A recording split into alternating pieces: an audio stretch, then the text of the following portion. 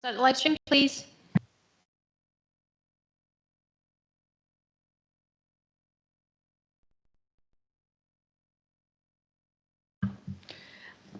Hello and welcome to this hybrid meeting of the Staffing Subcommittee of Family Education and Justice Committee. I would like to remind all attendees that this meeting is being recorded and webcast live on the Council's YouTube channel.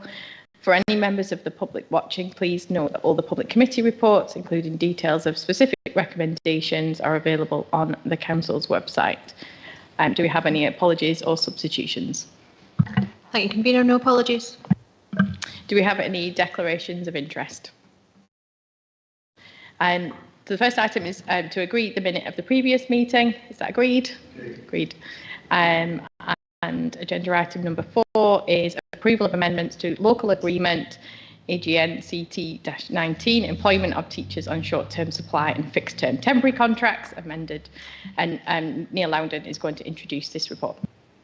Yeah, thank you, Convener. The existing AGN CT-19 was out of date in terms of alignment nationally with SNCT on the management of temporary contracts and our practices in terms of recruiting and managing temporary teacher contracts.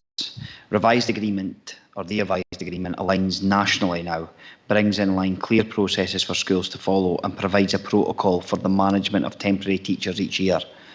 Key points and changes relate to the use of short-term supply or fixed-term contracts, the role of the head teachers and others involved, clear definitions on use of contracts, management and administration arrangements, clarity on pay arrangements, and transfer to permanent posts where applicable.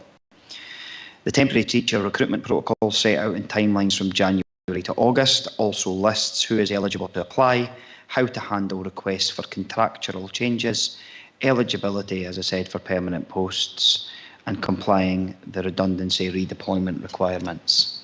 So just wanted to give everyone an overview of that. I thought it was helpful in terms of the agreement. Thank you. Have we got any questions? I do actually. It's not usual in these things, but just can you explain to me what fixed-term temporary, this is on page 7, temporary contracts can be used in the following circumstances, and I understand all of them except for pattern of recurrent work. Can you give me, I don't know what that means? So in terms of, and I can come back to you, Councillor Devine, with an exact terminology around that. So in terms of pattern of current work, it would be in 1 or 2 or 3 schools. So if you're continually working that pattern, it doesn't have to just be in the same school. So it might just be that we will initiate a temporary contract, but it can then be across multiple schools. But I wouldn't want people to be disadvantaged around that just because they're moving around. Councillor Proctor? Thanks, Convener. Just a question. You often read in the papers of teachers who have qualified, particularly maybe primary or whatever, and they can't seem to find full-time work. Is that the case in Angus? I mean, do we? I know there might be reasons why people cannot be employed, but you know, there seems to be sometimes an impression that there are people commit to teacher training and cannot be employed, and yet we're employing people on a part-time basis. Thank you, Councillor Proctor.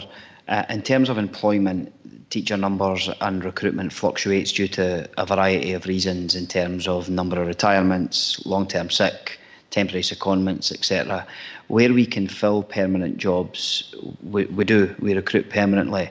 What I would say is we need to make sure that we do that in line with our contractual obligations and employment law, and length of service can come into that.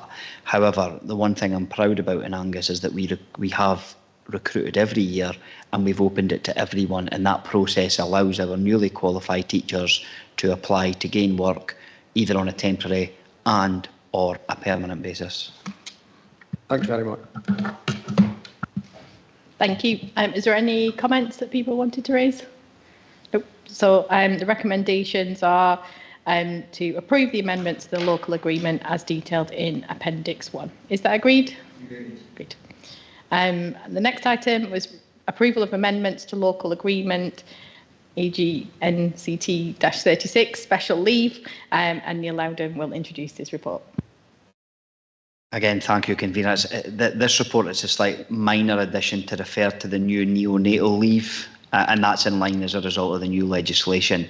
It's added to the list of the types of family independence leave available to the teacher, page 32 of the report then, and the link to full provisions. But again, this will be corporately on SharePoint, etc. But that's the crux of AGNCT 36. Thank you. Is there any questions about this one? Questions? Any comments? Okay, thank you. So the next one is to approve the amendments to the local agreement as detailed in Appendix 1. Is that agreed? Agreed. Thank you. And that concludes all the business. Thank you.